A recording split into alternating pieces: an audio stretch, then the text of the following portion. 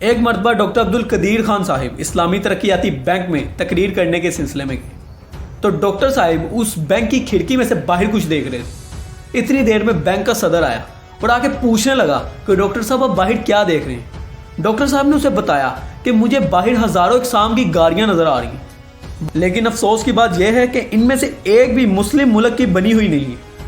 اب اگر گاڑیوں کی ایک فیکٹری ہی لگا لی جائے تو کم از کم 10,000 آدمیوں کو نوکری ملتی ہے، اور ایک کار کے اندر جتنی اقسام کی ٹیکنالوجی استعمال ہوتی ہے اس سے بہت کچھ سیکھا جا سکتا ہے۔ آپ یہ دیکھیں کہ مراکش سے انڈونیشیا تک ہزاروں اقسام کے ٹرک چلائے جاتے ہیں۔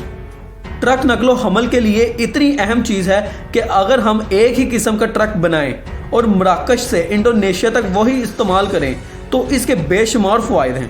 اگر اسلامی ممالک اس طرح کی بڑی بڑی صنعتیں لگائے تو اس سے نہ صرف سائنس اور ٹیکنالوجی کے شعبے سے متعلق پیشے ور لوگوں کو روزگار حاصل ہوگا، بلکہ وہ اپنی قابلیت کا بھی مکمل مظاہرہ کر سکیں گے۔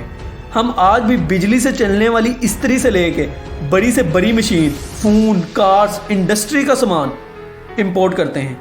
میری ہمیشہ سے یہی خواہش رہی ہے کہ میں ہمیشہ سے یہی مشورہ دیتا رہوں کہ اسلامی ممالک میں اعلیٰ درجے کے ادارے بنائے جائیں جہاں اعلیٰ سائنسی تعلیم دی جا سکے۔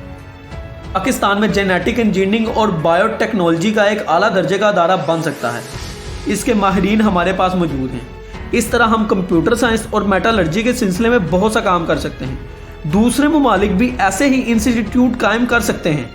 یہ ضروری نہیں کہ ہر ملک ہر شعبے میں مہارت رکھتا ہو۔ یوں ہو سکتا ہے کہ ایک ملک ایک طرح کا تعلیمی ادارہ بنا لے اور دوسرا دوسری طرح کا، اور اس طرح ایک دوسرے کے تعاون سے عالم اسلام اپنا کھویا ہوا مقام دوبارہ حاصل کر سکتا ہے۔